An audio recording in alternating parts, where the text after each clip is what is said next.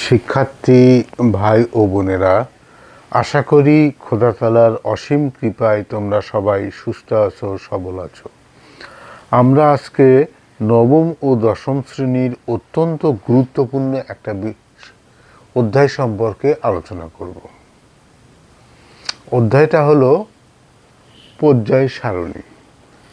পর্যায় সারণী এই কারণেই এত গুরুত্বপূর্ণ, কারণ পর্যায় সারণীর মাধ্যমে আমরা বিভিন্ন যে সমস্ত মৌলগুলো আছে এই মৌলগুলোকে সাজায়ে একটা নির্দিষ্ট ফরম্যাটে রেখেছি, যেখান থেকে আমরা আমাদের প্রয়োজন অনুযায়ী তাদের ধর্ম, বৈশিষ্ট্য, ধর্মের মধ্যে রাসায়নিক ধর্ম, ভৌত ধর্ম এগুলো পড়ে, পারমাণবিক ভর, পারমাণবিক সংখ্যা এগুলো পড়ে।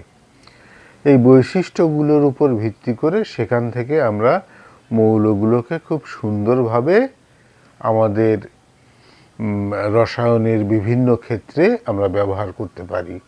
মানুষের যেরকম হার্ট থাকে সেই রকম রসায়নের হার্ট হচ্ছে পর্যায় সারণী। পর্যায় সারণী একদিনে আবিষ্কৃত হয়নি। যুগে যুগে বিভিন্ন ধরনের বিজ্ঞানী বিভিন্নভাবে ছোট ছোট বিভিন্ন তত্ত্ব দিয়ে আমাদেরকে সহযোগিতা করেছে, যা পরবর্তীতে অন্যান্য বিজ্ঞানীরা সেগুলো ব্যবহার করে আবার নতুন একটা ফরম্যাটে সুন্দরভাবে আমাদের সামনে উপস্থাপন করেছে। তো রসায়নের পর্যায় সারণী অধ্যায়ের প্রথম আলোচ্য বিষয় হচ্ছে পর্যায় সারণীর পটভূমি।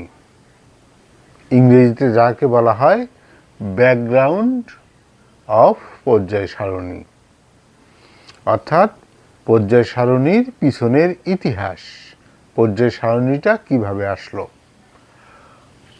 আমরা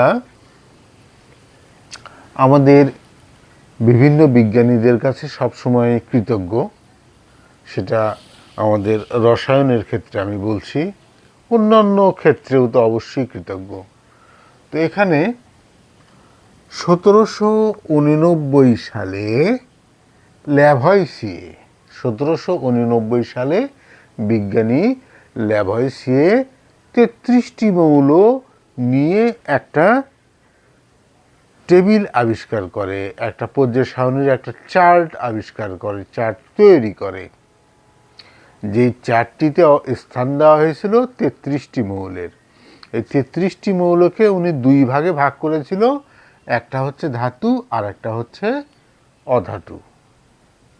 এই দুই ভাগে ভাগ করে উনি মৌলগুলোর বিভিন্ন ধর্মগুলোকে উপস্থাপন করেছিল। সেখান থেকে তৎকালীন রসায়ন যারা ব্যবহার করত, রসায়নের যারা কাজ করত, তাদের কাজের সুবিধা হতো ওই পিরিয়ডিক্যাল টেবল থেকে, পর্যায় সারণীর টেবল থেকে। পরবর্তীতে 1829 সালে ডোবে রাইন নামক একজন বিজ্ঞানী উনি ত্রয়ী সূত্র আবিষ্কার করে। ডোবে রাইন নামক একজন বিজ্ঞানী ত্রয়ী সূত্র আবিষ্কার করে। ত্রয়ী সূত্রটা হচ্ছে তোমাদের, উনি 3টি করে মৌল নিয়ে, 3টি, 1টি, 2টি, 3টি, মোটে 3টি করে মৌল, প্রথম, দ্বিতীয় এবং তৃতীয়, প্রথম, দ্বিতীয়, তৃতীয়, 3টি করে মৌল নিয়ে পর্যায় সারণীর একটা চার্ট তৈরি করে। তো উনি যে ব্যাপারটা উপস্থাপন করে সেটা হচ্ছে, আমরা যদি প্রথম এবং তৃতীয় মৌলটা, প্রথম মৌল এবং তৃতীয় মৌল, এই দুইটা মৌল যদি আমরা যোগ করি, এর পারমাণবিক ভর যোগ করি প্রথম এবং তৃতীয় মৌলের, যোগ করলে যেটা পাওয়া যাবে তার অর্ধেকটা হচ্ছে তৃতীয় মৌলের পারমাণবিক ভর। এটাই হচ্ছে ত্রয়ী সূত্র। তারপর 1864 সালে নিউল্যান্ড নামক একজন বিজ্ঞানী অষ্টক সূত্র আবিষ্কার করেন।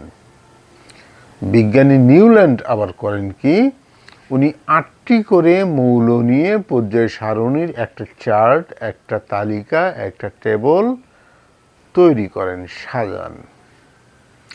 সেই টেবলে দেখা যায় যে ওই যে 8টি করে মৌল, তোমার এখানে 8টি মৌল, এখানে 8টি মৌল, এখানে 8টি মৌল। তাহলে আমাদের এখানে যদি 8টি মৌল থাকে, আবার এখান থেকে এখানে 8টি মৌল, এখান থেকে এখানে 8টি মৌল, এই যে অষ্টম মৌল, এই অষ্টম মৌলগুলোর ধর্মগুলো সবসময় এক হয়। উনি সেই কথাটি উপস্থাপন করেন। পরবর্তীতে 1869 সালে মেন্ডেলিভ পারমাণবিক ভরের উপর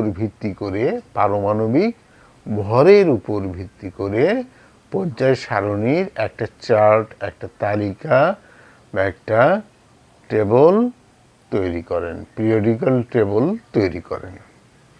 সেখানে তিনি বলেন যে সমস্ত মৌলের পারমাণবিক ভর কম, সেগুলো আগে থাকবে, আর আগেরটার চাইতে যার ভর একটু বেশি পারমাণবিক ভর, সেটা পরে থাকবে, তারপরেরটার পারমাণবিক ভর আরও বেশি, সেটা আরও পরে থাকবে। এইভাবে তিনি কি করেন, যে একটা পিরিয়ডিক্যাল টেবল তৈরি করেন। এই যে প্রকৃতিতে আবিষ্কৃত 118টি মৌল, সেই সময় তিনি 63টি মৌল নিয়ে ওই পিরিয়ডিক্যাল টেবলটা আবিষ্কার করেন। এবং তখন তিনি অনুমান করেছিলেন যে আরও কিছু মৌল আছে, যে মৌলগুলোকে এই পর্যায় সারণীর এই টেবলে, এই চার্টে স্থান দেয়া পরবর্তীতে লাগবে। এই অনুধাবনটি তিনি সেই সময় করেছিলেন। পরবর্তীতে ওই মৌলগুলো আবিষ্কৃত হয় এবং মেন্ডেলিভের বলে যাওয়া পারমাণবিক ভরের ধর্ম অনুযায়ী তাদেরকে পর্যায় সারণীর ওই পিরিয়ডিক্যাল টেবলে স্থান দেওয়া হয়, যেটাকে বলা হয় আধুনিক পর্যায় সারণীর পিরিয়ডিক্যাল টেবল। আর এজন্যই মেন্ডেলিভকে তোমাদের বলা হয় হচ্ছে পর্যায় সারণীর জনক। বিজ্ঞানী মেন্ডেলিভের পর 1913 সালে মোসলে নামক একজন বিজ্ঞানী পারমাণবিক সংখ্যার উপর ভিত্তি করে পর্যায় সারণীতে মৌলগুলোকে বিভিন্নভাবে সাজান। যার পারমাণবিক সংখ্যা কম, সে পর্যায় সারণীর প্রথমে থাকবে, যার পারমাণবিক সংখ্যা বেশি, সে প্রথমটার পরেরটাতে থাকবে। এই সিরিয়াল অনুযায়ী একটার পর একটা সাজানো থাকবে, অর্থাৎ কম থেকে আস্তে আস্তে আস্তে আস্তে আস্তে বেশি হয়ে যাবে, এভাবে সাজাতে হবে। বিজ্ঞানী মেন্ডেলিভ এই যে পারমাণবিক ভরের উপর ভিত্তি করে যে পিরিয়ডিক্যাল টেবলটা আবিষ্কার করেছিল, সেই পিরিয়ডিক্যাল টেবলটাতে উনি 12টি সারি এবং 4টি কলাম দিয়েছিলেন। তো এটাই পর্যায় সারণীর পটভূমির প্রাথমিক ডিসকাশন, পর্যায় সারণীর পিছনের ইতিহাস। তাহলে তোমরা লক্ষ্য করো, 1700, 1829, 1864, 1869, 1913, কত সময়! এই সময়ের ব্যবধানে পর্যায় সারণীর যে তালিকাটা, যে টেবলটা, এটা সঠিকভাবে আবিষ্কৃত হয়েছে এবং সেখানে 118টি মৌলটিকে স্থান দেওয়া হয়েছে। তো আশা করি আমার এই ক্ষুদ্র প্রয়াস তোমাদের কাজে লাগবে। তোমরা ভালো থেকো, সুস্থ থেকো, ক্লাসটা পুরোটা দেখো, আর তোমাদের বন্ধুরা মিস করলে বন্ধুদেরকে শেয়ার করে দিও। পরবর্তীতে দেখা হবে অন্য এক সময়